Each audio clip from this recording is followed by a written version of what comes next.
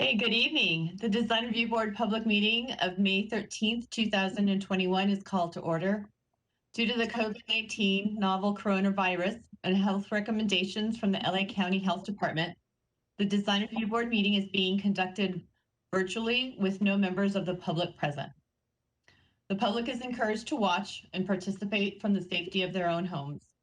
The meeting can be viewed on local cable TV and is being streamlined online on the city's website at www.glendaleca.gov.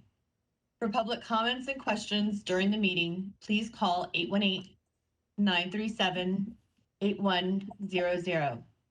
City staff will be submitting the questions and comments in real time to the appropriate person.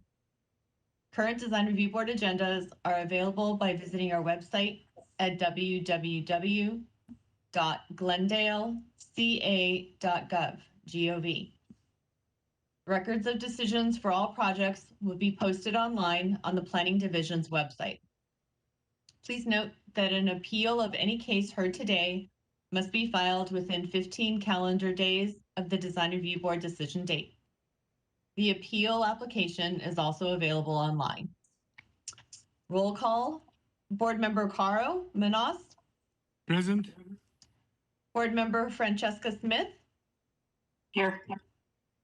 Board Member Art Simonian is absent. Board Member Nina Chagayan. Present. And Chair Christopher Welch. Here. Thank you. The agenda for the May 13th, 2021 regular meeting of the Glendale Design Review Board was posted on the city's website before May 6th, 2021, and on the bulletin board outside City Hall before May 10th, 2021. Approval of the Design Review Board minutes from April 22nd, 2021 is open for the board's comments and any motions for approval. Do any board members have any comments on the minutes? Would somebody like to move that we approve the minutes? I move to approve the minutes as presented. I have a motion by Board Member Smith. Is there a second? I second. Thank you, Board Member Chagayan. In terms of a roll call, Board Member Minos? Yes. Board Member Smith? Aye. Board Member Chagayan? Yes. And Chair Welch? Yes. Minutes passed 4-0. Oral communications discussion is limited to items not a part of this agenda.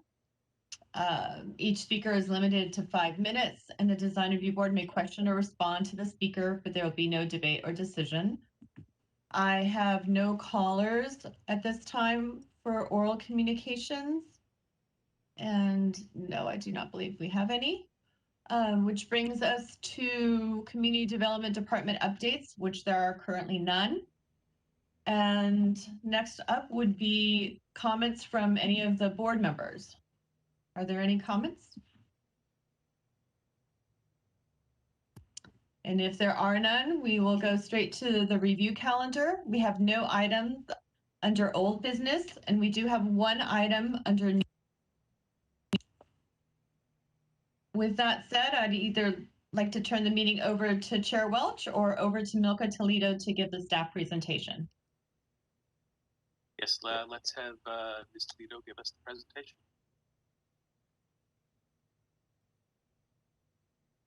Okay, one moment as I share my screen.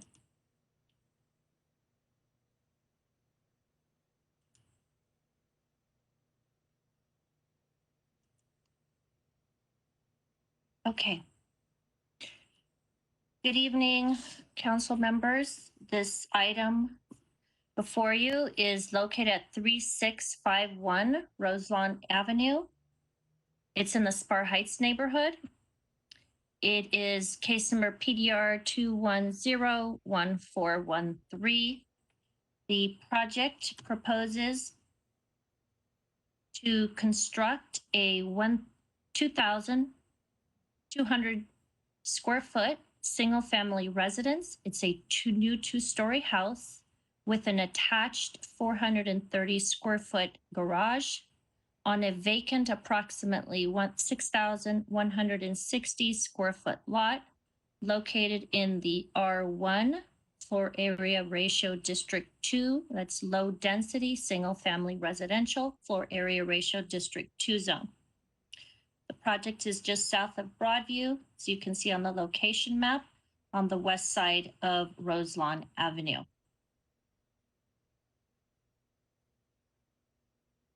The project has frontage on Roselawn Avenue. The slope gradually is sloping north to south along the length of the lot at the street front. There is a unique condition associated with the site. There's a LA County flood control, the Halls Canyon Channel easement running across the front of the property. And there is an existing culvert overbuild located at the northeast front portion of the lot. Again, the project proposes to construct a new two-story, 2,200 square foot single-family house with an attached two-car garage. 1,120 square feet of livable main area is proposed on the first floor. 1,080 square feet of floor area is proposed on the second floor. An 85 square foot balcony is proposed at the front, which wraps around the south side of the house towards the front. And again, a two-car garage. Setbacks for the house include a 71 11-inch street front setback along the front property line facing Roselawn, and 6-foot interior setback along the north, south, and west, which is the rear of the property, in compliance with the zoning code. The project is exempt from CEQA review as a Class 3 new construction. A few photos of the existing property. As you note, the existing property to the south of the subject site in the middle, and the north adjacent property to the north. You can see the flood control channel traversing the site. And I've identified the existing pine tree, which is identified on the site plan proposed to be removed. It's a 36-inch pine. I know there has been some question about that pine tree. I will discuss that further in the presentation as it relates to it being removed or not. That's what the site plan shows, and that's why we've identified it. However, I noted that the applicant or the property owner has indicated that they will do their best to preserve it, but again, just responding to what was shown on the plan. And so that's why I've noted it on this presentation. Again, another view of the existing property showing the parkway. There's an existing street lamp, which will be relocated. And that would be something that would need to be resolved and followed through along with the city's GWP and Public Works engineering staff. They are aware of this. And so the applicant is aware moving forward that they will need to follow up with the proper point person and obtain the appropriate permits for relocation of that street lamp. And also the existing tree that's in the parkway. Again, it has been reviewed by city staff. Our city urban forestry staff has commented and has provided conditions as it relates to the removal and relocation of the tree. And that information was mentioned in the staff report. But I'd also like to point out the location of the future driveway, because there has been question as to how will this property be accessible. As it relates to a driveway, it will be proposed on approximately a 10-foot wide driveway is proposed on the north side, as you can see on the screen, of the property. and will cross over. Let me show you another view. The existing culvert that again is located on the north side portion of the front of the property. And here's another view of that existing flood control channel that runs across the property. And also I'd like to point out that the applicant moving forward will continue to work closely with the LA County Flood Control Department.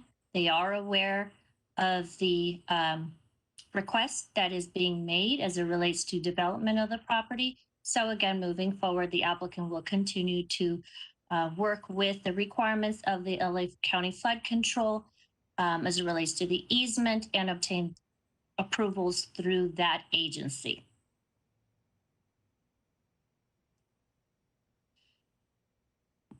Wanted to highlight, so again, considering it's a unique property, what the site characteristics involve.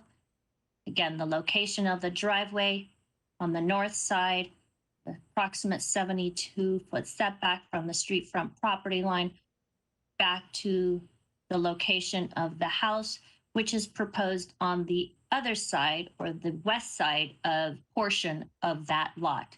The lot, again, combined is 6,160 square feet.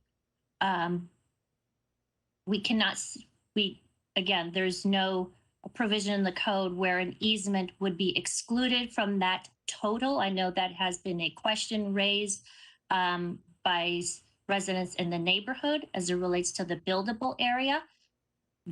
Again, the total area of the site includes the easement. And as it relates to zoning, there's no provision to exclude the easement from that total area. Another view of the context surrounding the property. I've made an attempt to highlight the location of the easement in red, and also the location of the subject site and the surrounding properties. Again, there is Rose Lawn on the east side. The property is adjacent to other development in the area. However, the next nearest street would be Uriquidez, but again, it's not facing another street. It is adjacent to other properties. There's only one street frontage associated with this property, and that would be Roselawn Avenue. Here is another view of the subject site in context.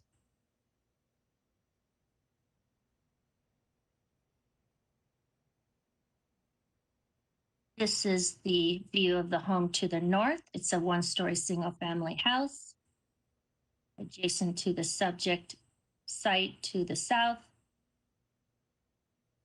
This is the view of the subject site across the wash to the south. One-story development. This is the view of the home across the street. It appears as a one-story, but if you look a little closer, you'll see that there are some two-story elements towards the back. And this is the view on the west side of a street called Uriquidez. And I've attempted to highlight approximately where the location of the subject site is, where the tall trees are. So we're back to the site plan, and just to go into a little more detail as it relates to the site. There was a lot line adjustment that was approved. There is a recorded covenant agreement, associated with the property, and certificate of compliance. Certificate of compliance that has in connection with the lot line adjustment that was approved. Again, tying or adjusting the property lines between the two parcels. So again, this is all one site.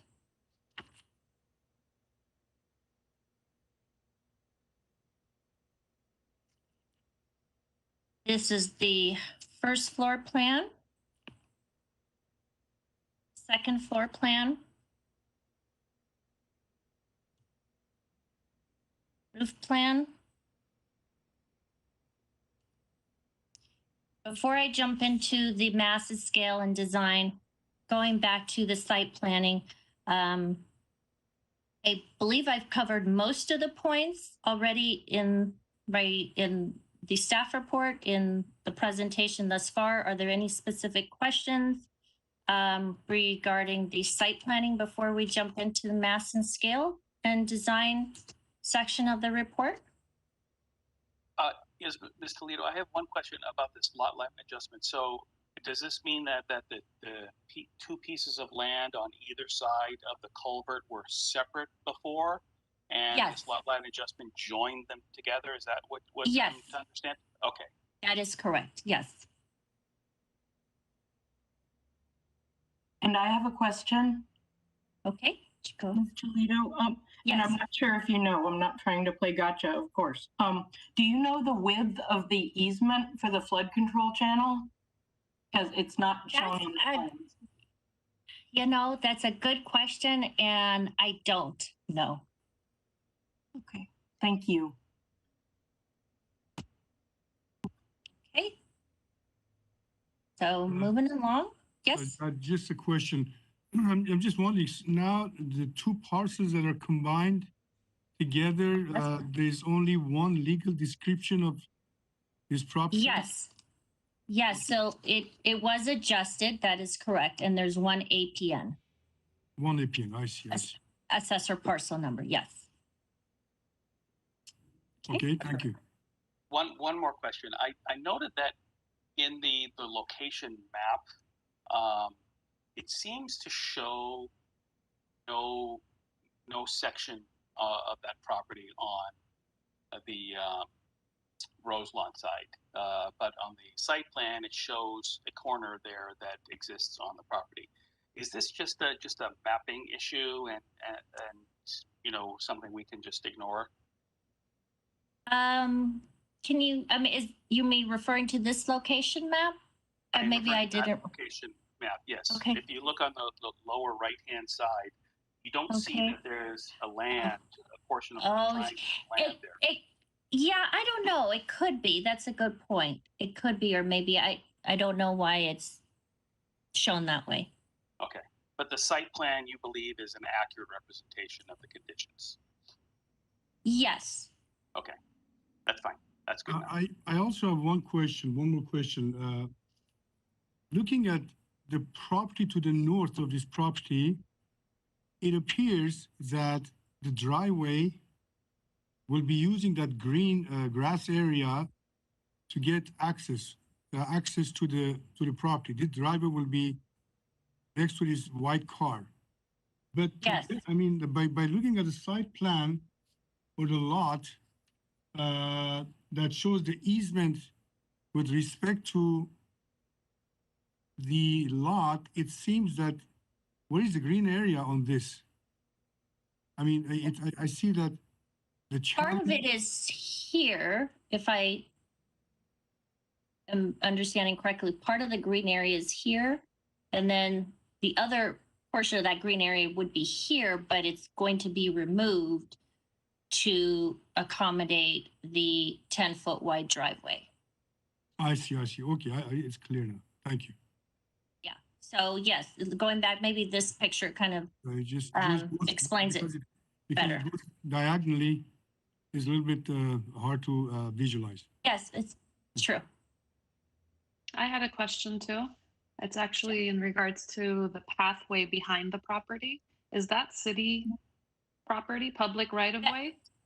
So that's a good point. I was going to mention that later in the presentation because I've had many inquiries regarding that pathway. Allow me to get to this image. I believe you're referring to this area back here. Correct, yes. And so that is part of a private property. That is not a public right of way. It's not city property. It's not a public pathway, if you will, or walkway. That is private property. In fact, if you looking at the LA County Assessor map, it almost appears like it's a stem of what appears to be a flag lot, if you will. But that is private property. It's not public property. Well, I mean, Interestingly enough, it's accessible from Euríquez, and you go around behind these properties, and it provides access to Oak Circle. well, I saw the very active walkway for the public. A lot of people are using that walkway, although if it's a private property, then you know, I don't know how they're using it, but I saw it to be very active today. A lot of people were Yes. you know. Okay. Okay, so moving along. And I hope I'm not going too slow.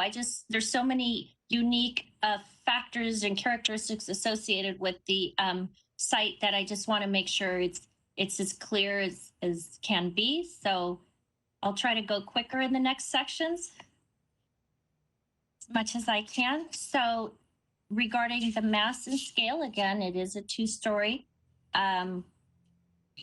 As indicated in the staff report, the proposed size, scale, and proportions of the new house appear to be modest.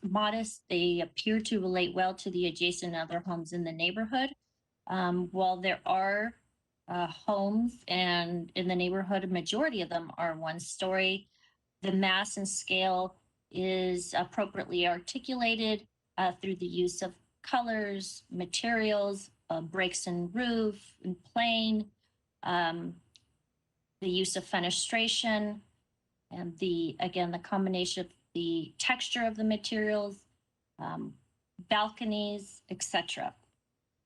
And again, due to the fact that the house does sit back generously, approximately 71 feet, yes, as a result of course, the location of the easement, it is set back. However, as presented in some of the concerns presented by the neighbors, it will be set back 6 feet from the interior property lines to the south, to the north, and to the west. That is the minimum required by the zoning code. The overall, again, proposed 2-story with an overall height of 25 feet, 5 inches relates well to the site and adjacent, or in this case, the neighborhood in general.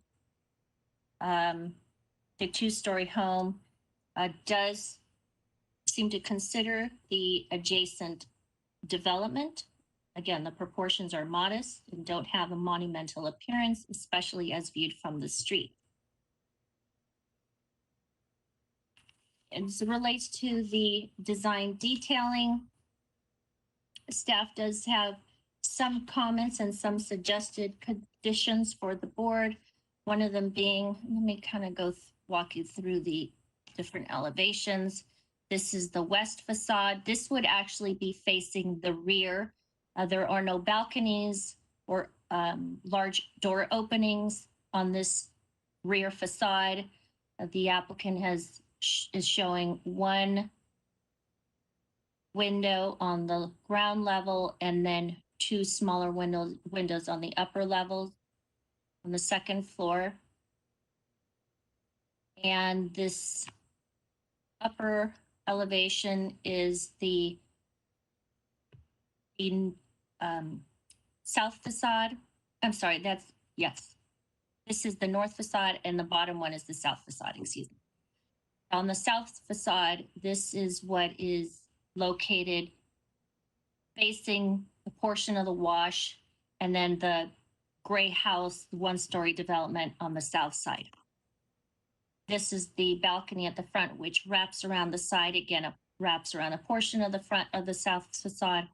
And this is the door opening located towards the back, but again, on the south facade. And this would be, again, the north facade is what the neighbor to the north or the right-hand side would be adjacent to. There's a 3D view.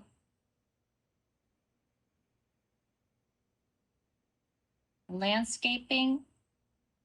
They are proposing a new oak tree at the front portion of that triangular piece. And again, based on the site plan, one of the pine trees, I believe it's 36 inches, is proposed to be removed. They are proposing to keep the 24-inch pine. And then there's a few other pines. And in fact, there's an oak tree further down over in this corner, which is not, actually it is shown on the site plan. I could go back to it if you'd like me to, but that is technically not within 20 feet. It's actually outside the 20-foot of drip line from the subject site. So therefore, that would not be impacted as a result of the development of the site. And the applicant, again, is proposing to, that they won't be impacting the additional pine trees because, again, it's on an adjacent site, not on the subject site.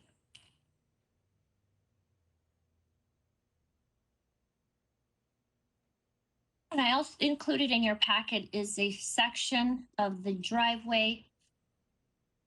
There has been some questions regarding concerns from the neighbors on how this driveway culvert overbuild will be structurally engineered. Perhaps the applicant can discuss a little bit more about that. That would be more of an engineering question. And again, their communication with the LA County Flood Control Department as well. Building and materials. Since on this note, I'd like to kind of just go over some of the comments that staff has regarding the use of color. One of the conditions that staff is suggesting is to submit a cut sheet for the front entry door and garage for staff review and approval, again, to be consistent with the architectural style of the house.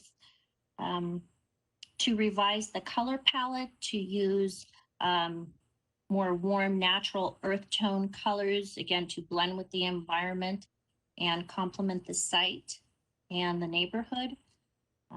We are suggesting also that the window there's a sliding window proposed on the south side closest to the front. It's a sliding window. We're suggesting perhaps a hung or a casement window would be more appropriate. And we're also suggesting that the use of vinyl cladding be upgraded to a higher quality material as opposed to vinyl. Perhaps some sort of cement board type of cladding would be more appropriate. We are recommending approval subject to the 7 conditions listed in the staff report. I didn't go through all of them. However, I just went through some of the main design comments that staff has regarding the project.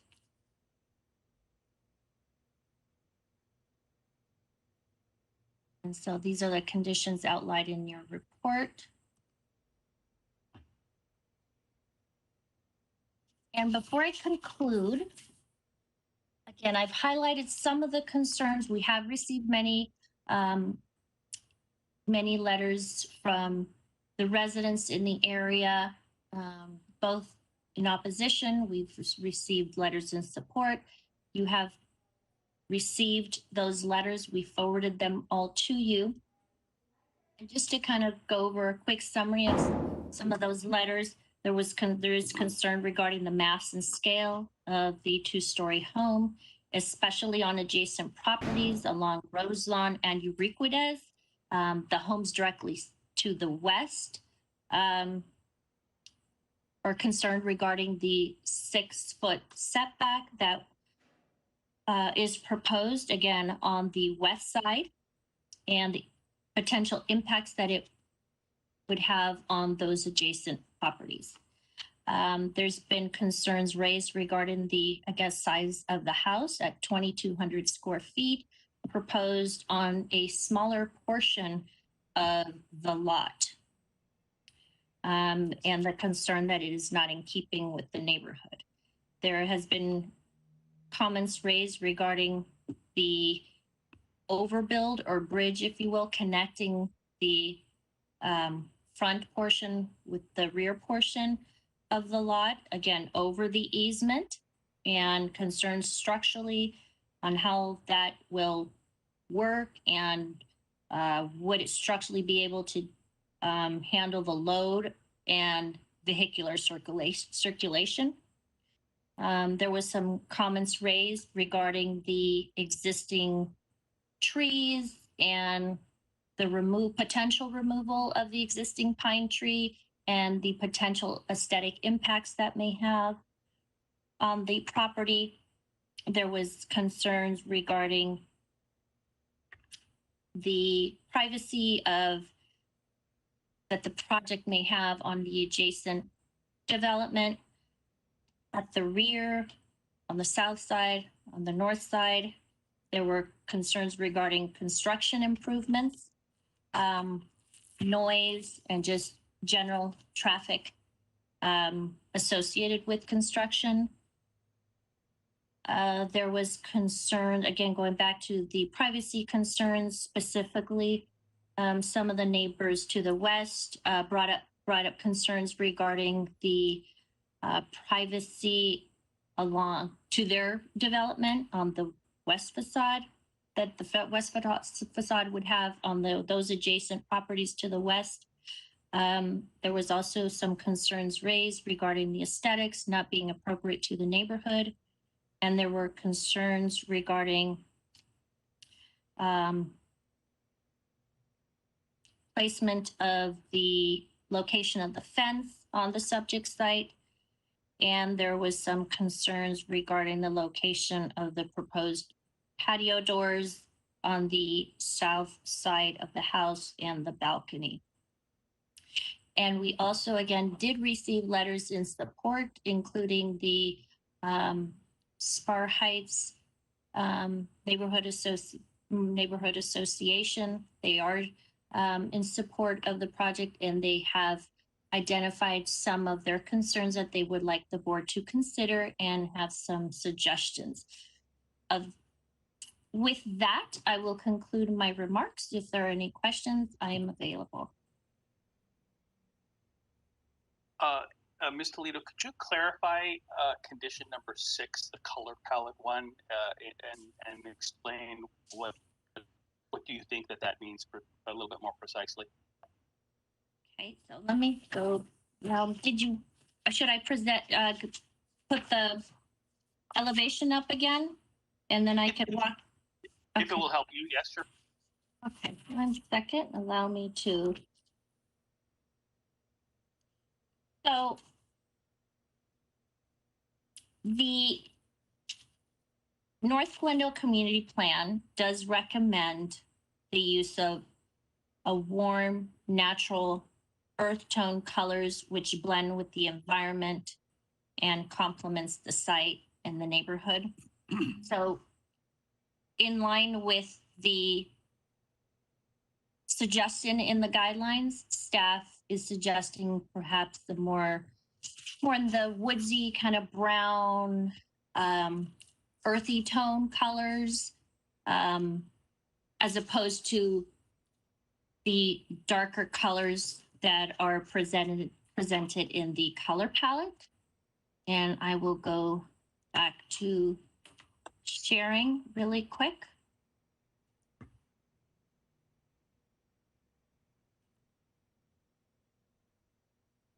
So this is the color here, sample. And let me bring up one of the colored elevations.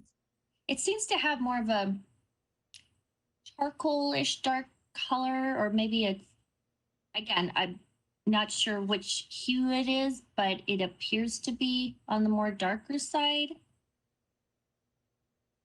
And again, this is a rendering, but because it is a rendering, I'm not 100% sure if it actually depicts the actual pigment in its entirety, but it appears to be a little more on the darker side. And again, that's why staff is suggesting more on the brown, earthy tone. Color hues would be more appropriate to blend with the natural environment that is characterizing that site. Okay, very good. Do any of the other board members have questions for staff? Board Member Smith. We can't hear you. Thank you. Oh, there Now, you go. okay, great. Thank you. I'm not sure if you'll know this, but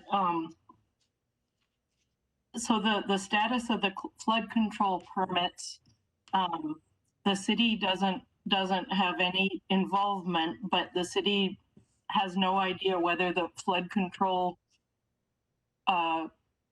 district requirements might change things. Well, I Sorry. have, oh, I'm sorry. I'm sorry, I couldn't think of how to say it better. Staff has had email communication with the flood control department staff that has had some involvement in this project and reviewed some preliminary designs. Again, you're correct. Staff doesn't have 100% involvement, if you will, in that with that piece, but we have been communicating with them. In fact, they were informed that this design review board meeting would take place. But again, that's kind of the extent of the conversation and the extent of the information that's been communicated back and forth. Thank you. Any other questions? Board Member Minas.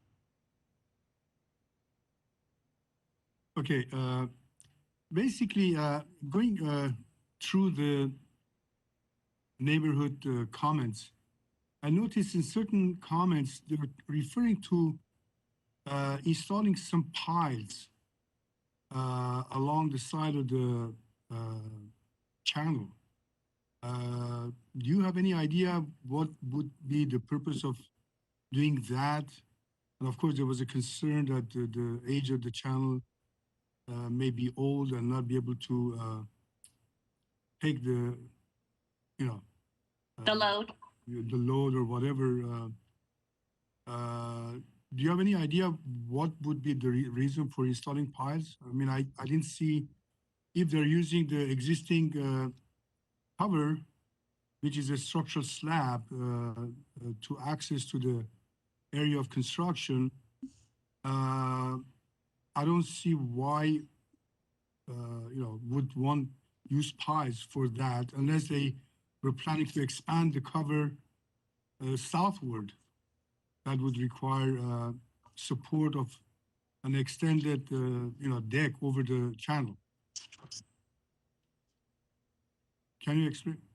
I wouldn't be, I don't know if it sounds like it's more of an engineering structural question. Perhaps the applicant can respond to that. Okay, because I didn't see on the plan, but it was within the neighborhood comments, certain comments, yeah. Okay, we'll ask the applicant to clarify for that. I Any think other it's on the S2 sheet. It was part of the package, Right. the driveway.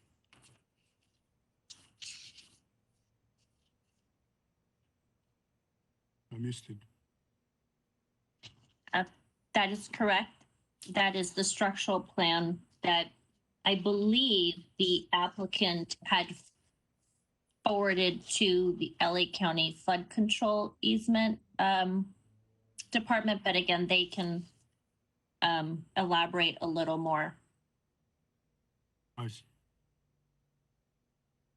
Any other questions?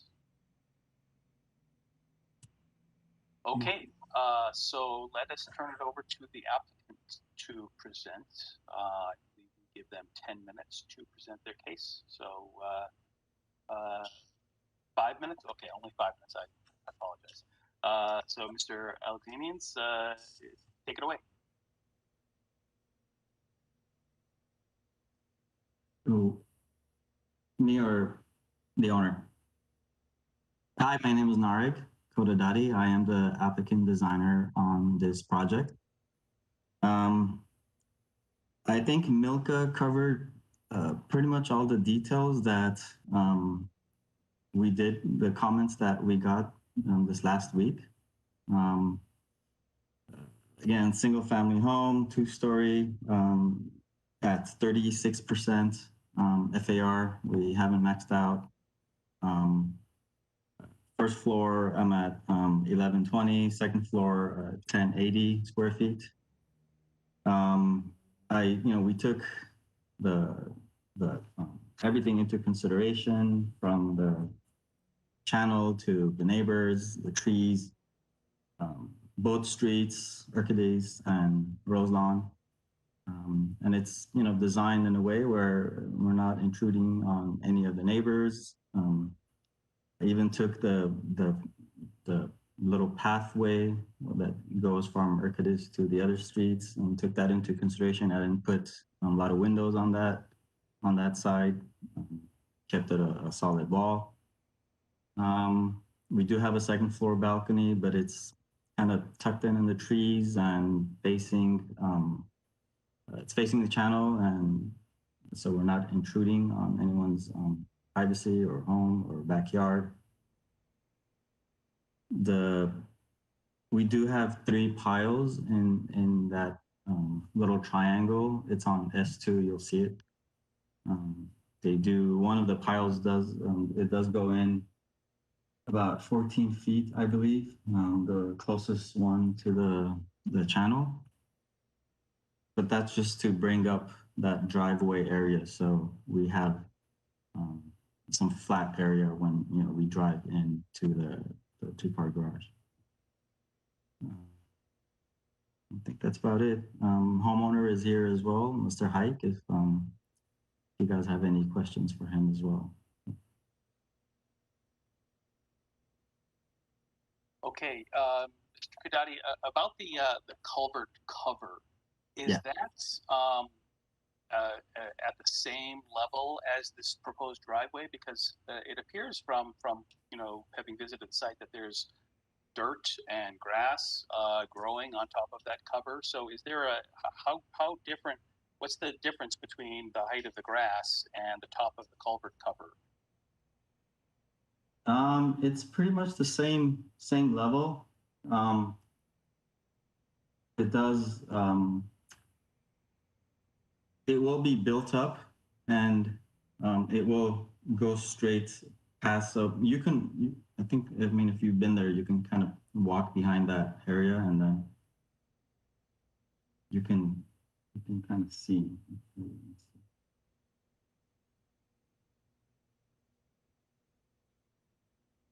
Okay. The next question I have for you, sir, is have you evaluated the conditions that staff has put together, and do you have any specific comments on those conditions? No, we are okay with the conditions. It's, I know the color palette. I've talked to the homeowner, and we're okay changing or fine tuning the colors and adding all the different components, the fences, and we're okay with that. Changing the windows to one of the windows from slider to basement or even awning. Okay. Do any other board members have questions for the applicant? Board Member Smith. Thank you so much. And Mr. Kowadati, if you can't answer these, I don't know if the homeowner can.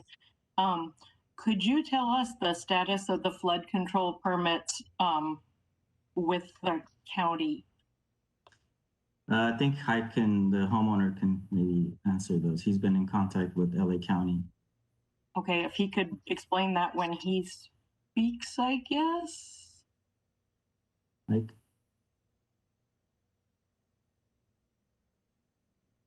Mike, you there? I'll go on. We can make that part of a small list, I hope. Okay. How would those piles be driven? I looked at S2 and I'm not certain if they're CIDH, vibratory, or pile drivers.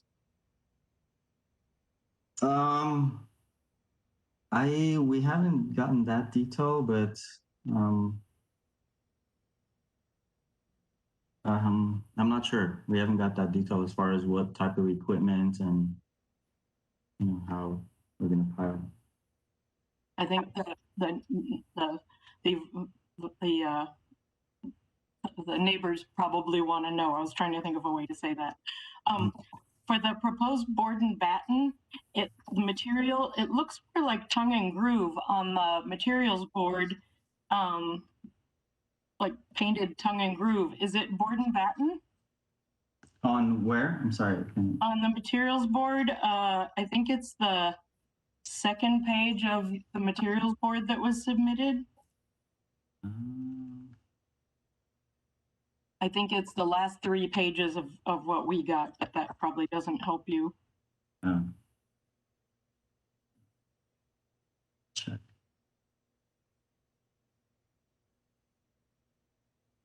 I think it's the shaker kind, if I'm not mistaken. On the top it's shaker, and then the bottom, it is board and batten. It says board and batten. Yeah, it was board and batten. What's the material? Probably James Hardy cement. Okay, but it's board and batten and not tongue and groove. Yes. And do you know what's proposed for the garage door material? All it says is painted. I think that would be either wood or some sort of a probably aluminum too. Okay, thanks. And are the downlights that are shown in the rendering, are they proposed, or were they maybe just added in the rendering kind of by accident? There are downlights in the eaves. No, those are not going to be there. No, those Okay. are, yeah. And are the eaves natural wood? It will be natural wood, painted wood, yes. Thank you.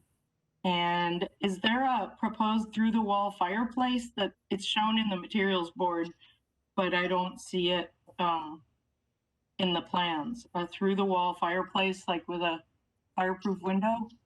Yeah, we are going to have a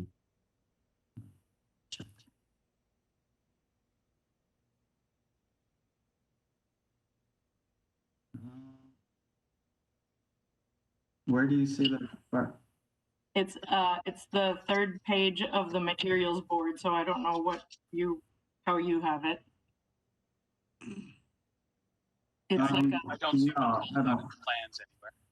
yeah, it's not on the plans. No, it's not. It was just no. I don't think that's going to be there. No. Okay, so it's not proposed. Thanks. No, it's not on the plans. And can you tell us about the walls, the required fences that are going to be in the front yard? Like there's a railing there's a railing on the overcrossing that's proposed, and I'm pretty sure the county requires chain link fences around the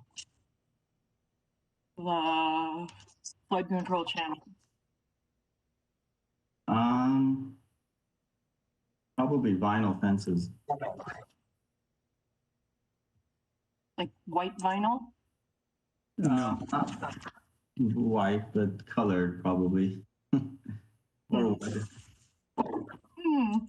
Thanks. Thanks very much. Mr. Chair, the homeowner, Mr. Hi, Alexanians has indicated he's on the phone. He's caller number 4. Okay. No, now I got off. Can anyone hear me? Yeah. Hello? Go ahead. Oh, great. Hi, everyone. Sorry, I've been trying to unmute myself. Thank you so much for meeting today, guys. I wanted to just express my gratitude for having this meeting. I want to answer some of the questions that everyone might be asking. As far as the channels concerned, that triangular yellow piece that Milka had gone through on the site plan, that's where the piles would be driven in. That's where there's going to be a slab poured onto the area where the driveway drops off of the culvert. So the driveway is going to be going straight over the culvert, and you see that yellow triangle. That's just going to be a slab that's going to be poured with 3 piles.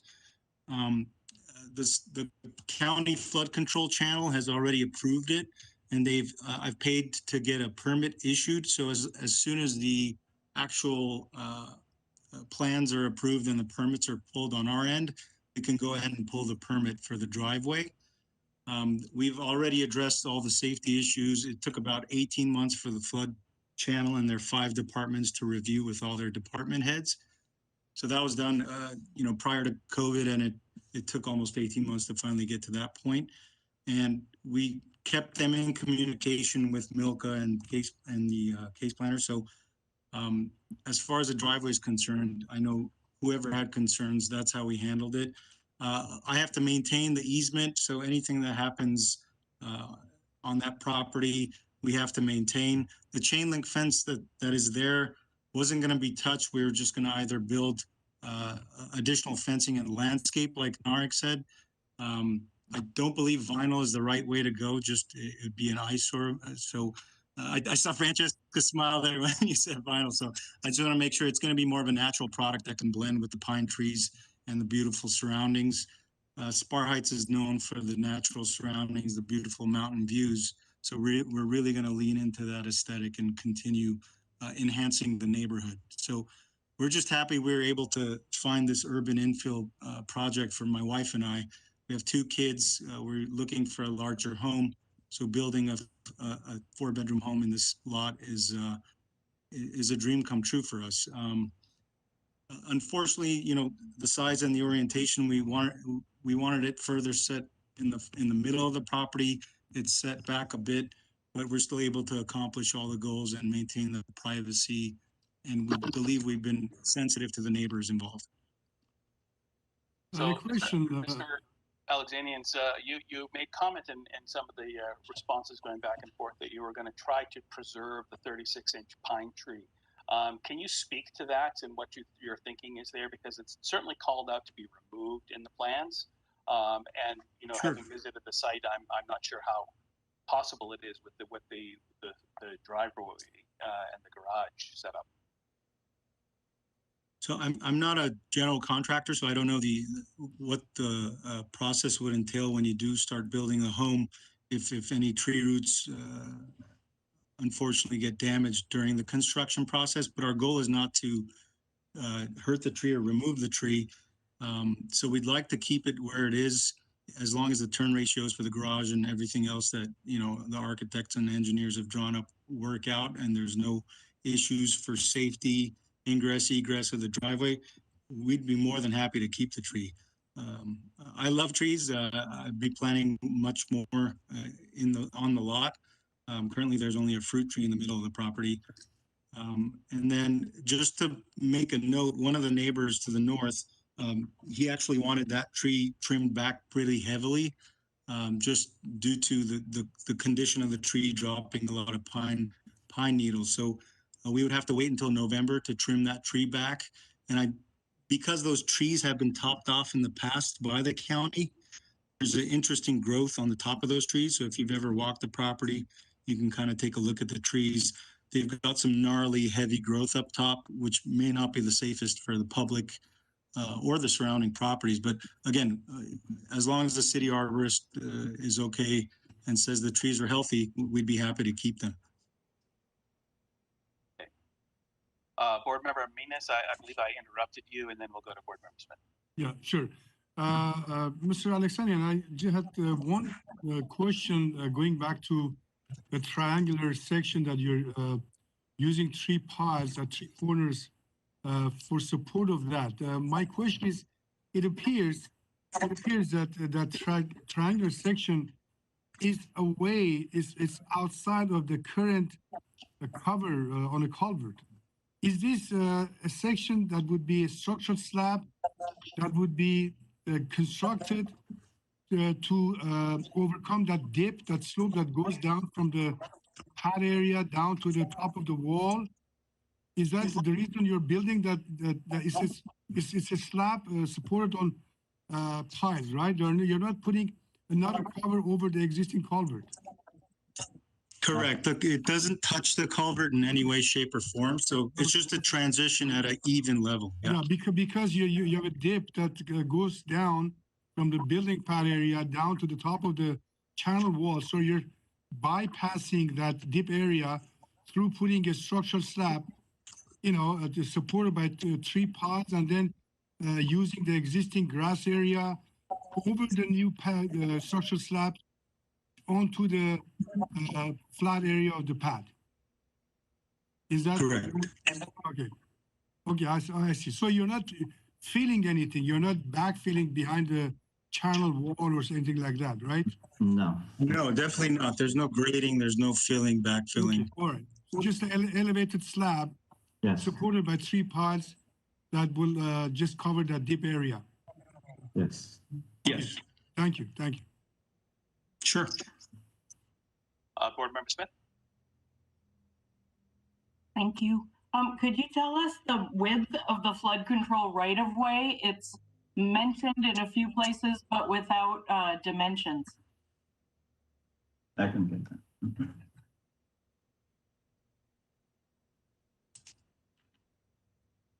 About 24 feet. Isn't the flood control channel itself 30?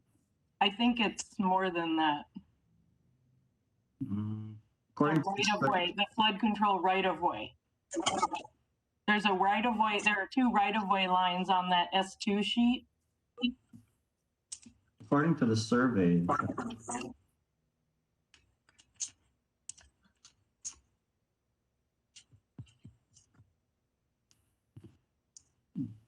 survey is 24. Okay, thanks so much. Mhm. Any other questions for the applicant? Yes, go ahead, Mr. Guy. Hi, yes. I was wondering if you guys have already had GWP perform a site visit to the property to check the power pole and the power lines and that easement, if it's GWP has a 5-foot easement in the back. I think the house sits about 6 or 7 feet away from the rear PL. So they haven't gone out. No, I've just right. The standard easement with this area, it's at 5 feet. On It's both at sides. 5. Yeah. Okay. Yeah. The reason I ask is I guess it's a 2-part question. Just that, is there any flexibility, since I understand you guys have like a very challenging site here and trying to fit all of this into one corner, and you're maxed out with your setbacks, that if, as you know, if they go perform that site visit and they find the, overhead lines to be outside the easement, they will make you push further into your property. Is there flexibility in your plan currently to push forward at all? Or does it sort of unravel engineering nightmares and concerns? We haven't gotten engineering yet for the house, so I'm assuming the front foundation would probably get deeper, or I don't think the pushback will be that much. Typically, spar height homes are about 5-6 feet. So I think that would be the only thing. You do have, is there room or flexibility in the way the plan is laid out now, where you can literally just pull the house forward Or would you have to start reconfiguring? I guess that's the way I should have asked. Yeah, from probably, yeah, maybe around a foot or so, I do have that flexibility. Okay, thank you. What about a sewage connection? How do you do that? Is that going to have to cross over the culvert cover? Probably, yeah, with the sun.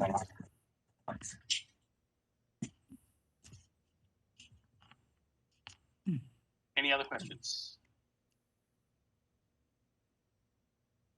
Okay, I guess that will be it then.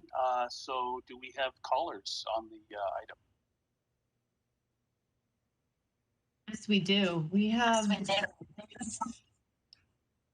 a number of callers. The first caller is Mr. Ernie Garcia. Mr. Ernie Garcia, you're live on the air, please, with the Design Review Board.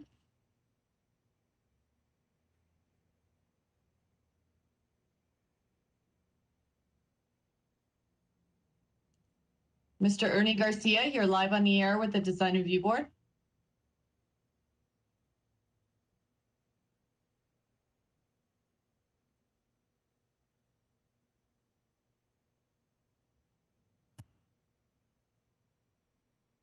Mr. Garcia? If I may, Philia, Mr. Garcia did email correspondence during this meeting. Would you like me to read over his comments in case he's having technical difficulties, or should I forward it to you at this time? Or we should just wait for Mr. Garcia to. I will put him on hold and let's come back then at the end, all right? Okay, okay.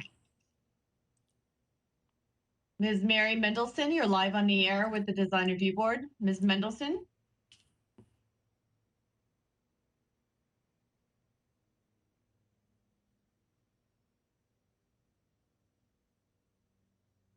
Ms. Mendelson, you're live on the air with the Design Review Board.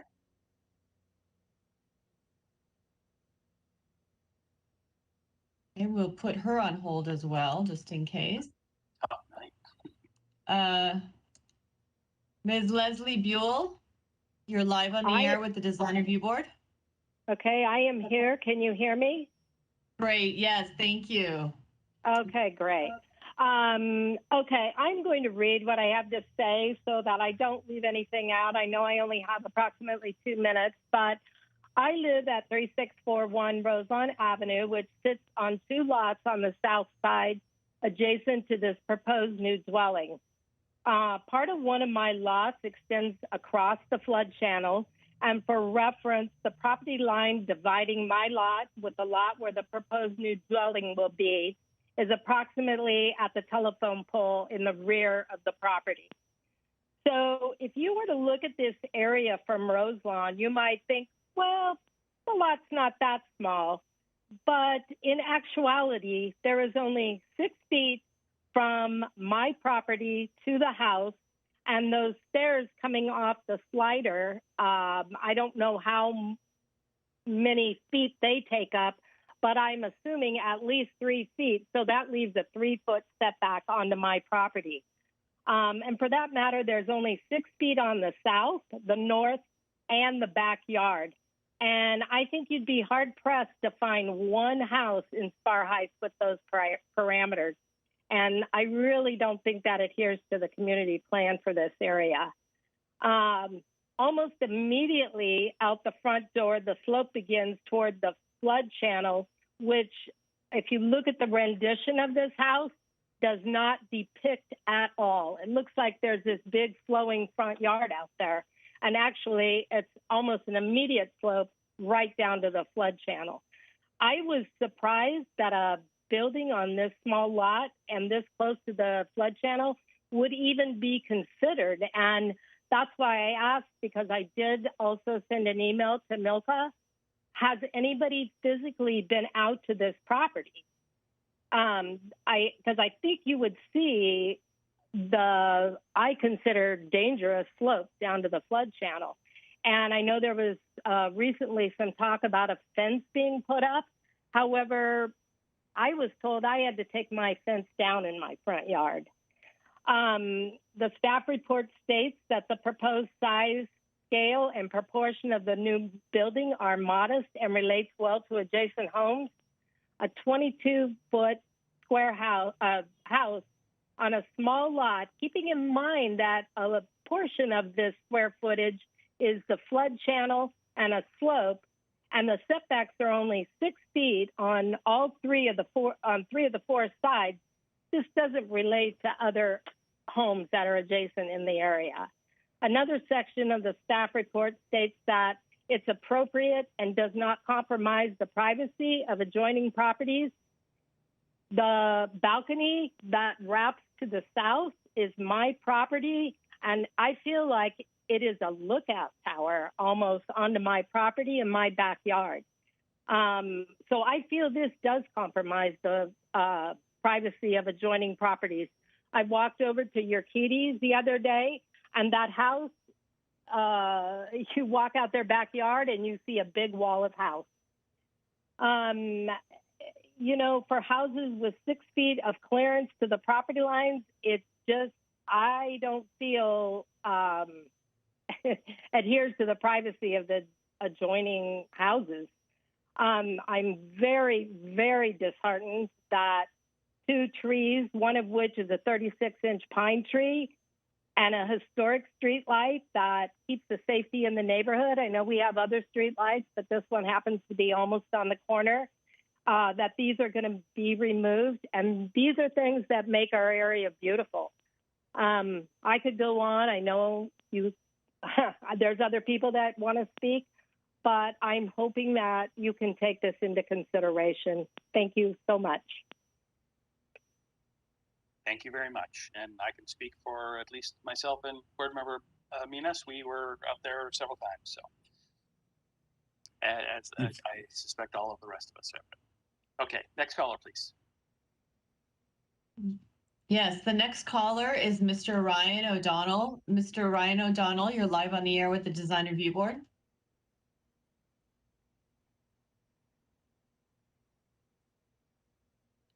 Mr. O'Donnell.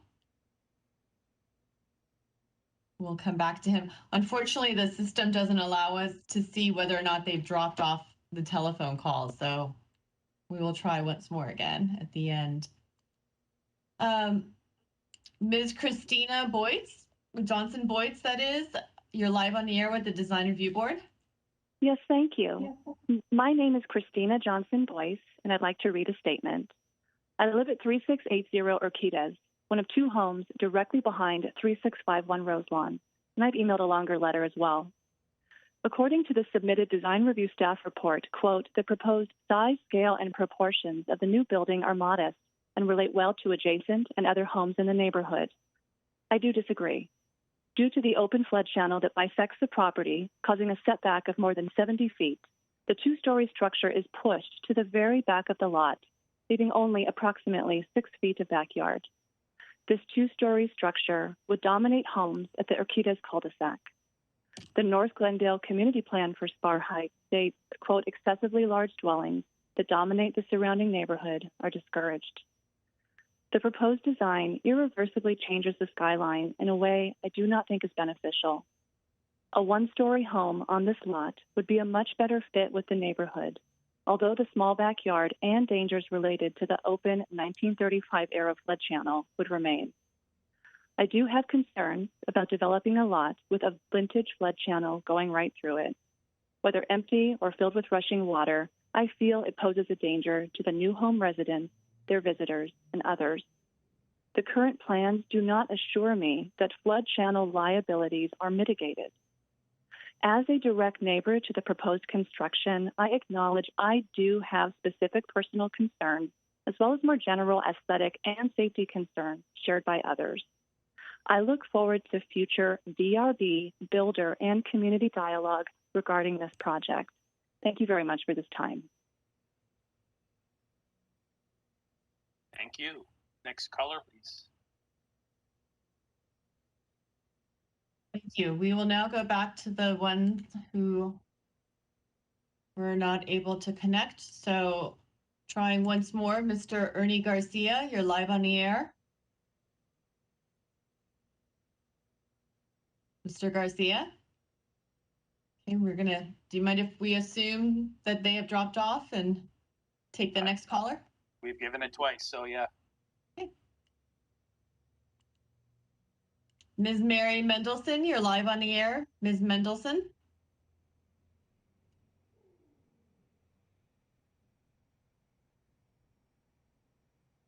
No answer. So would you like me to proceed to the next caller? Yes, please. Mr. Ryan O'Donnell. Mr. Ryan O'Donnell, you're live on the air with the Design Review Board.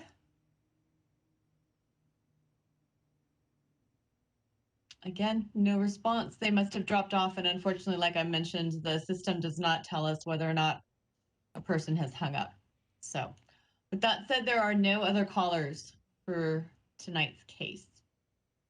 Okay, so would the applicant like to respond in any way to some of the comments that have been put forward? And this is, you know, equally applicable to a lot of letters that have been received as well that we've all received.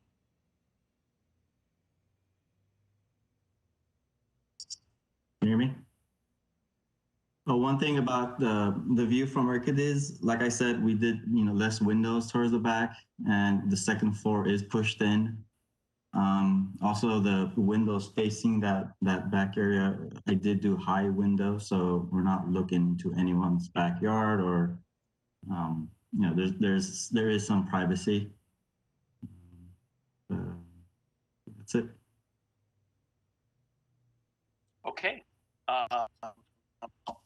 Unless we've had any other callers jump into the queue, I guess we can go ahead and close the public hearing at this point. Oh, wait. There is one. Unfortunately, there is one caller. So All right, I'm not sure if you'd like to take that or not, since you've already accepted the referral. We'll go ahead and take it.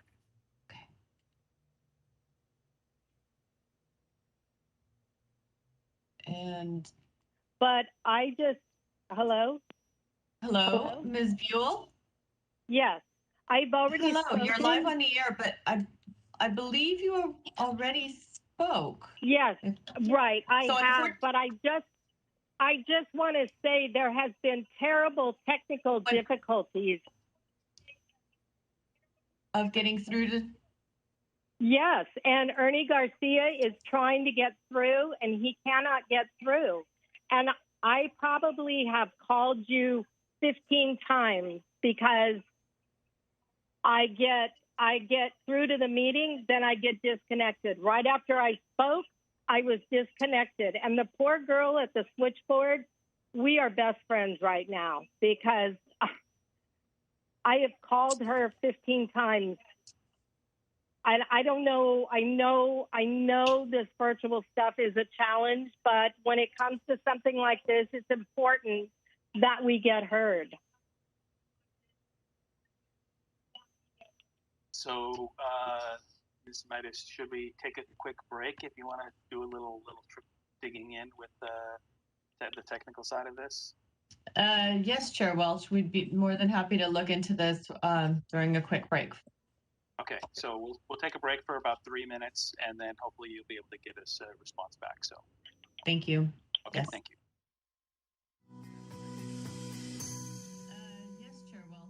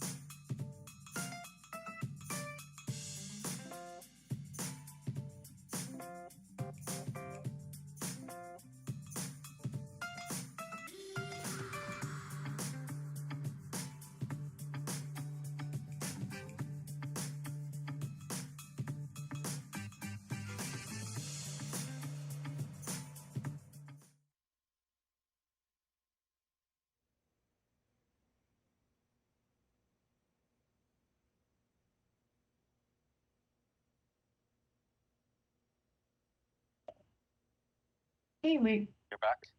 yes. We are back from our recess, and we have confirmed with our IT department and our GTV6 department that we are not experiencing technical difficulties, but there might be some misunderstandings in regards to being placed on hold. So we ask at this time, anyone who would still like to speak, especially the individuals who tried calling earlier, to call in at this time at 818-937-8100. Again, that's 818-937-8100. And when you call in, please just wait. When they transfer you over, we will be answering the telephone calls. Do not hang up. And meanwhile, we will, during this interim time, to allow individuals to call in, there was one gentleman who sent in an email during the meeting. We typically do not do this, but since he had called in as well and was unable to connect, perhaps Milka Toledo can read over quickly the email that he sent in on his behalf. And then we'll go back to the callers if there are any. Sure. Would you like me, Mr. Chair, to summarize or read it verbatim? If it's not too long, you can read it verbatim. Okay, it is pretty short.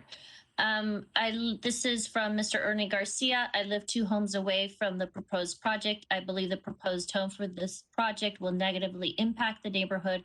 It is a large home on a very small lot.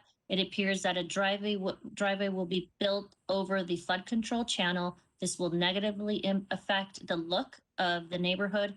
It is also a safety concern. Parking on Roselawn is only allowed on the west side of the street, which is where the proposed home will be built. Parking on Roselawn is limited, and this will create a greater parking problem. There will be more cars in the neighborhood, and a portion of the sidewalk will be converted to a driveway. Please drive by the project so you can clearly see the current marking of the home. It is large and overbearing and will not be visually appealing. I'm opposed to the project. Thank you. Thank you, Ms. Toledo. And just for all of the public, just please understand that any communications that were sent in to staff about the project were forwarded on to each of the board members, and we all have read through every single one of those in detail. We have also, each of us, visited the site. So please be assured that your comments are heard. Okay, Ms. Mendes, any callers come in while we were waiting? No callers have called in. Okay, I think we've done our duty here to try and make it open. So with that, I will close the public hearing and we will move on to board member comments. Board member Smith, would you care to start us off tonight? Sorry, I changed screens. I prefer to defer and speak later, if that's all right. That's fine. Board member Minas, would you care to go next? Yes, I will. I also want to reiterate Mr. Welsh's comment that we have read all of the emails and the community comments regarding the development of this lot. I want to thank the staff for preparing the report, very comprehensive report for this project, and also appreciate the comments or suggestions that the staff members have put together for this project. Again, as an engineer, I know it is a challenging site to build a residence. There are limitations, but I believe that the size and the mass of the building, the size of the, again, living space and the height, it's not intrusive, it's not overbearing, well, it's not massive compared to the other buildings I've seen in the general area. Although in the immediate area, the houses are only 1 story, but this house for the limitations of the flat area that it has cannot be designed as 1-story structure because there's not enough level space for even making a 1,500 square foot footprint for one-story house. So I appreciate Mr. Khodadadi's effort to design a very sensible single-family house, modest, humble, with nice colors, features, and of course, I appreciate the fact that he's been sensitive about locating the windows so that the surrounding houses will not be impacted by the view. The only areas that this house has windows are to the south and east, pretty much looking to the channel and the street. And that color that said the balcony looks at his house is across the channel. It's like almost, I would say, 100 feet away. And you need a binocular to be able to see to see what's going on in neighbor's house. So I would support this project, the way it's built or designed, and also welcome the staff's comments and suggestions that have been made. Thank you.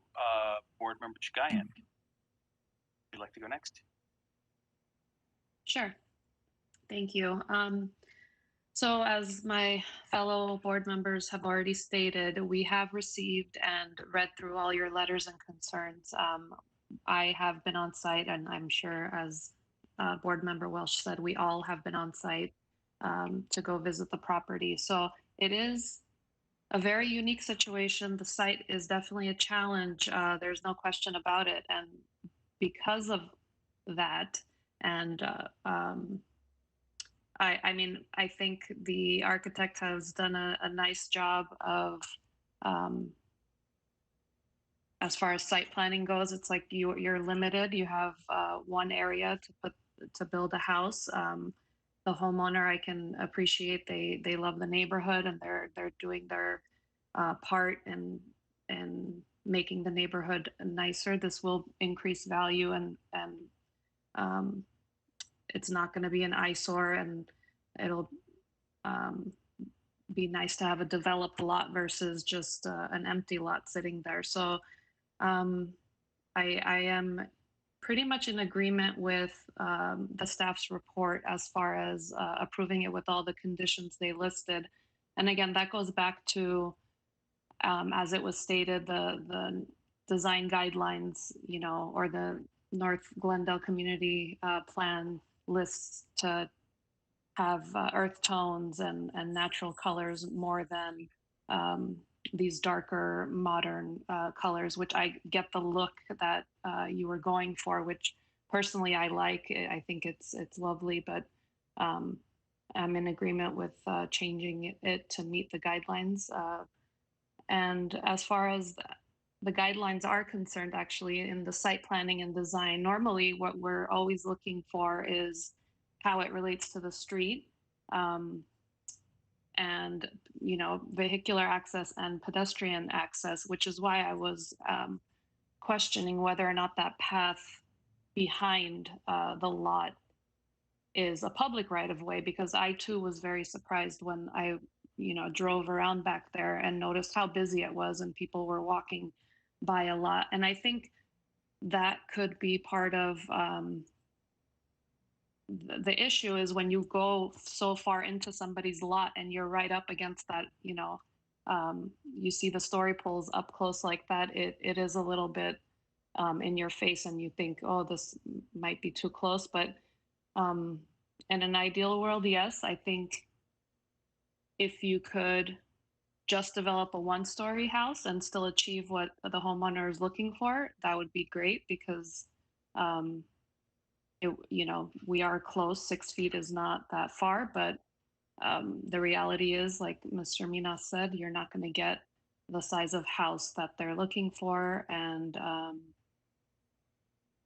if there's any way, which is why I was also asking if there's any wiggle room, if you do at least push a little bit more forward, because 71 feet setback from the front is quite a lot. And if you're able to come a little bit more forward, why not? You you'll give a little breathing room in the back, and get yourself a little bit of a yard at least. And I know you said that you took that pathway into consideration by making it more of a solid wall, but I tend to think that somehow maybe adding those windows, and maybe they are up high so there's no privacy concern, would be a nicer looking facade, you know, if it's going to be, if that pathway is going to exist like that and it's going to be so exposed. But overall, I think the project is will be a nice addition to the neighborhood, and I am in support of it with the conditions stated. Thank you. Okay, Board Member Smith, take it away. Thank you so much. So like everyone else, I read the letters. I reviewed the design guidelines. I reviewed the North Glendale Spar Heights specific plan. The proposed project doesn't really seem to be consistent with the established context. I saw in the staff report where it says the two-story building would be consistent with the established context of the 28% two-story buildings in the area. I think it's supposed to be, according to the design guidelines, the relationship is with the adjacent buildings, not with buildings that are 300 feet away. So if at all possible, I believe the second story floor size should be reduced. I see that it's only 30 square feet smaller than the first floor. I see that it steps in on the sides and in front and in back, but it's just absolutely minimal. And if possible, if that second story stepped in even a foot on the sides more, or in front more, or in back more, in that this house is right up against the minimum side and rear yard, it would, as our fellow commissioner said, give the property and the neighbors a little bit more breathing room. Its apparent mass by stepping back farther and on the sides would be reduced. Under massing and scale, the massing isn't really consistent with the overall setting. It's only consistent with the few other things. It's supposed to be the predominant pattern in the neighborhood. In doing this design, we're tasked, you are tasked with considering the relation to adjacent buildings, and that's A1 in the single family design guidelines. It couldn't really be more clear. And fitting into the context with a little bit smaller second story, I think could really help your relationship with your neighbors and help this house better fit into the low scale, predominantly single family, predominantly period revival homes that are mostly one story. So I agree with the consideration regarding the casement or the sliding windows being casements or hung sash on the elevations. Regarding the colors and material, the board and batten I already asked about. I think it really needs to look like board and batten and give it that that shadow line. And the shingles, the shingle finish could be better executed, as I think the applicant has seen in the conditions. They need to be a high quality material and just present more shade and shadow effects, as we've talked about. The earth tone directive is specified in both the design guidelines and the North Glendale community plan. I was thinking you might want to consider a little bit darker first floor and maybe a lighter color of the same tone second floor. I haven't sketched it out. I don't know what that would look like. I'm not designing this for you, but if you might want to consider that, it might help that second floor disappear a little bit, which is, I hope, what you're trying to do. In the single family design guidelines, they talk about generous roof overhangs, screening things in from view in ways that are integrated to the building and site design. I saw the HVAC compressor on the north side shows a vinyl fence. I think it should be a material that corresponds with siding on the first floor, if possible, and the color. I think it's very important that the garage, which is essentially a quarter of the front elevation, should be fully integrated into the overall design. So consider something like a material that goes with the proposed board and batten, I think would be helpful to making the garage disappear as well, because there's no other way to do it. Something that came to mind in reviewing this is there are a lot more lots in other cities that are considered unbuildable. Glendale is very permissive about whether or not a property is a buildable lot. So where you're building essentially almost the biggest house you can within the constraints you're given, using every square inch makes it feel like it's really stuffed into there. And I think it would help all of it fit in better if it were just a little smaller on the second floor. If, as my board member said, move the front up at least 1 foot if possible. The conditions that were mentioned, I can keep going, sorry.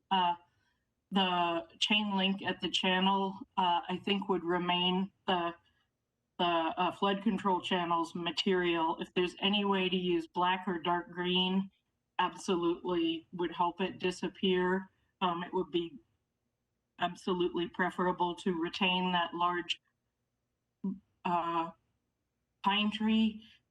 In receiving so many responses to the neighbors' comments, if you feel you are justified in building whatever you want, but your neighbors all don't like it, maybe think about whether or not that fits into the neighborhood and whether or not you're looking at being a good neighbor. The mass and scale, I think, could better respect the adjacent building context without reducing it considerably. The design guidelines say in 2A, this may require a second floor to be set back from the front and sides of the floor below. And I think it would really help this. It doesn't relate to the predominant neighborhood pattern or massing configuration, which is what the design guidelines say in DC. And I think it just needs a little bit of work to try to relate to the predominant neighborhood pattern and massing configuration. I'm concerned about the topography because I have worked a lot with exciting flood control districts, and I believe that their right-of-way is a lot wider than we are picturing. I think it has to do, their right-of-way goes to the top of those deep slopes, and that's part of why you're so constrained.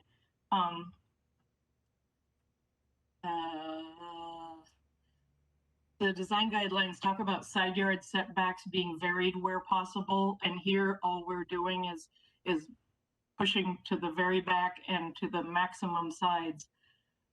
It says in the design guidelines under D6, this variation maximizes the use of land and enhances dwelling privacy, where in this case, I think, unfortunately, the opposite is happening.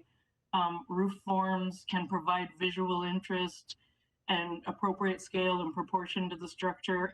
If there's a way to consider a deeper roof overhang, I would recommend that. I'm on 2 different computers. Use of natural materials, as we have discussed. Under finished materials in the single family design guidelines, it says under D5, materials should be utilized that reduce the transfer of heat into or out of the building. And while that charcoal color is definitely a trend at present, I think it would just make a boiling hot building. So it doesn't comply with that design guideline. Colors that blend, we've already talked about that. Large expanses of dark colored surfaces. Screening things as possible with color with the correct color, shape, and size of screening materials, and I recognize maybe the homeowner wouldn't have thought immediately of vinyl, but the homeowner did see my face. So I would recommend conditions, if I'm not speaking far too long, that included reducing the second floor size, the use of coated chain link where possible for the flood control district, showing every single wall and fence and bridge barrier on plans and in elevations, the color palette being adjusted, the garage and entrance door need to be detailed to match. The entrance door wasn't really specified very clearly. I'm not sure if it's the Dutch door shown in the materials, but when people come to the door, they can see all of you. I have a wood Dutch door, so we have curtains. The entry door should probably be simple without applied decoration. I would relocate the residents 1 foot forward, absolutely. The color palette, we've already discussed. The generous roof overhangs, I would make a condition. The enclosures, and my final recommendation of a condition that I hope my fellow board members will agree with is that street light with the G's on it is very important to North Glendale. They're becoming fewer and fewer. It's probably part of a larger discontiguous district of street furniture. And unless it's a reproduction, I believe the streetlight standard should be relocated within no more than 12 feet of its current location to retain the rhythm of the streetlight standards in the neighborhood. There you are. Okay, thank you. Board member Minas looks like he might be having some connection issues, but I will go ahead and give my comments. This is a very challenging site, and as board member Chagayan said, typically we're dealing with the neighborhood context as though all the houses lined up in a row or close to being in a row and dealing with that kind of a context.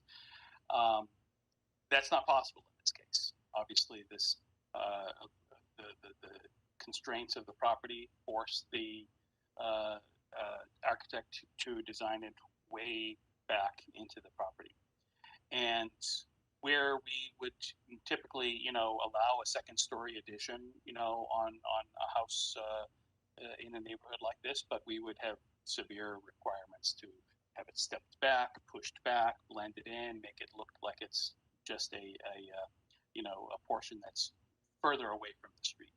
That's not possible here, obviously, because the house isn't addressing the street. Only the driveway does. So, considering all of those, constraints that are being applied here, I think that the architect has actually done a good job in trying to be respectful of things like, having some setbacks on the front, on the sides, on the rear, anywhere where it addresses adjoining properties. I don't think that you could do, maybe you could shrink down the second story a little bit, but I'm not sure that it would be significant in terms of addressing the massing of the property. I think Board Member Smith's suggestion of maybe some variegated colors would help more. I like Board Member Chagayan. I kind of like the dark color scheme. I was thinking it was more like just a dark brown as opposed to a dark gray. But obviously we have to be respectful of the guidelines. So as long as you can work within the constraints of the guidelines, and you can push it as hard as you can to being dark, but beyond a certain point, it's not going to be in the spirit of the guidelines. So the comment about the window, the condition on condition number 4, I'm not sure that you can do a casement window there because that's opening up onto what is a very narrow setback, and you've got a walkway already going across there to reach that little patio with the doors. So I think you're going to be forced to use a hung window as opposed to casements, unless you had casements that open in, but I'm not sure anybody does that anymore. And beyond that, I agree generally with the staff's conditions. I think that they have done a good job here. I think they've addressed several things that need some clarification. And I agree with my fellow board members largely that their view of the project is generally okay. I think that's clearly some people are not very happy about it, but learning that this pathway is actually on private property, it is not actually a public easement or right of way, certainly changes my perspective on it, because it's clearly a neighbor allowing people to use it as a courtesy, and from that perspective, the only thing that would be a concern to me is how this property looks from Urquidez, or however you pronounce that street. And I visited the site from that perspective and looked at it, and I did not find that the second story was so prominent from that perspective. So I'm not sure that it necessarily needs to be adjusted from that perspective. I think the applicant did a good job having those just tall, narrow windows up there that allow it to have light, natural light into the property, but not impugning anyone's property privacy rights. So those are my comments. I'm not sure if we have lost our board member. I think we have. Yes, Mr. Caramenas, unfortunately, the computer kicked him off. He is listening, and he's joining us by telephone shortly. So. Okay, excellent. All right. So those conclude my comments. So I will turn it back over to my fellow board members for any reactions that you want to give to others, or to attempt to move the business. Would you like a summary of the additional conditions that Sure, were that would be considered? fine. That would be Okay. fine. It appears that the 7 conditions were essentially accepted by all board members. And then additionally, we would have, if there's an agreement on this, to try to move the structure closer to the street by 1 foot. Do we want to make that a condition?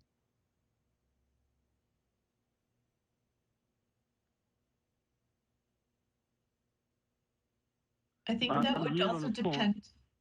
Yeah, I mean, I don't know if correct me if I'm wrong, if it's more of a consideration or than a condition, because I don't want to condition it and then they find that they're unable to do it for engineering purposes or because of the proximity to the channel. I don't know. So we will. To that, I'm sorry. I was going to mention to that point that I've come across that situation where there are properties adjacent to a wash and there are some limitations on setbacks as it relates to the wash itself. So if possible, that would be perhaps a good way of crafting that condition if the board so chooses to move forward with that condition. So we can make that a consideration. We can make it a consideration, or we could make it a condition that says subject to the likely possibility of it being approved with the constraints of the flood control channel. Okay. We also have the condition that's proposed to reduce the second floor. There didn't seem to be consensus on that.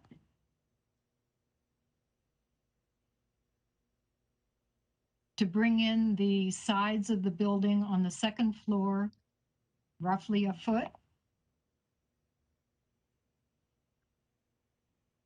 No consensus.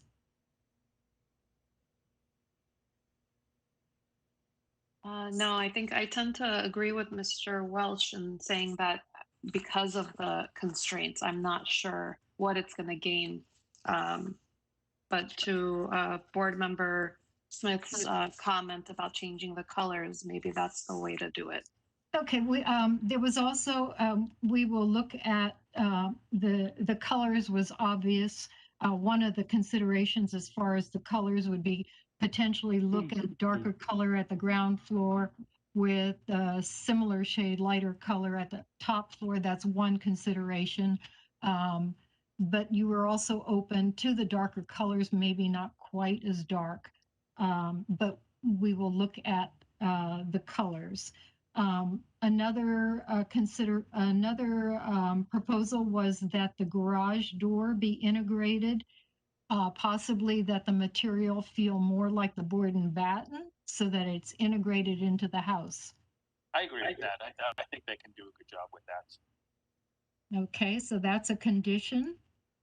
That the vinyl fencing at the channel be coated and of a darker color.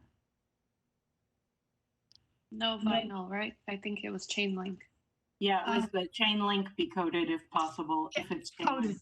Yes, coated chain link fence, if that's what is required. Well, and I agree about the dark color as well. I think that Okay. definitely will help. Okay, and then I'm not, I believe the applicant, the owner actually did not want to do vinyl fencing. So that's a good thing because I don't believe that city actually accepts vinyl fencing. So that was a good choice. And then the one other issue I believe is the street light be relocated 12 feet from the current location. And I think that that's something that they will probably have to work with Public Works on in relocating, but that we definitely like to reuse that street fixture. Is that something we normally could put a condition around about? It probably should include some wording subject to, Okay. you know, this to the satisfaction of the Director of Public Works and GWP as well. Okay. And I believe those were the key points. I think Board Member Smith also mentioned the fencing around the AC units, which I would agree with also. Oh, okay. To be natural material instead of vinyl. And to match the siding of the house. Yes, yes.